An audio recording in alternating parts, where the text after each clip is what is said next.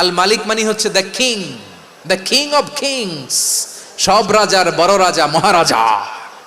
তার চেয়ে বড় রাজা আর কেউ নাই, তার চেয়ে বড় সম্রাট আর কেউ নাই, তার চেয়ে বড় ক্ষমতাধর সত্তা মহাবিশ্বে দ্বিতীয় কেউ নাই। চিৎকার করে বলেন ঠিক কি না?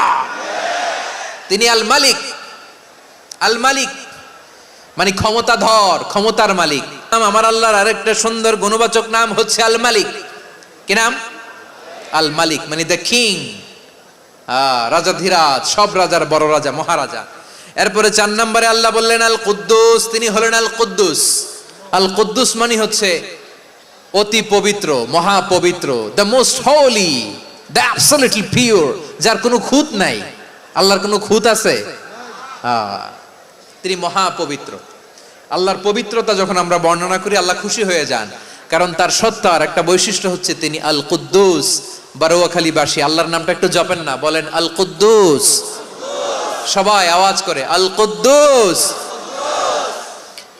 অতি পবিত্র, তার মধ্যে কোনো অপবিত্রতার ছিটে ফোঁটা নাই, মহাপবিত্র, the most pure, the most holy, অতি পবিত্র।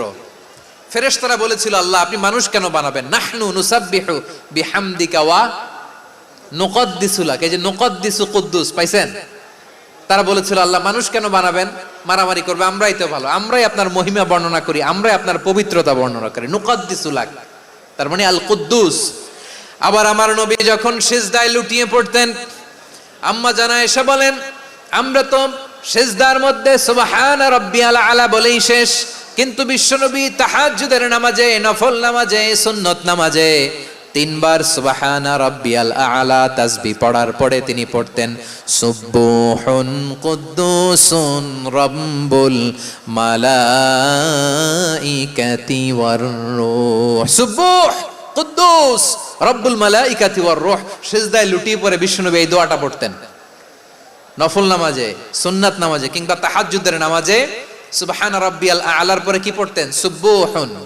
আওয়াজ করে বলেন সুবহুন কুদ্দুসুন রব্বুল মালাইকাতি ওয়ার রূহ।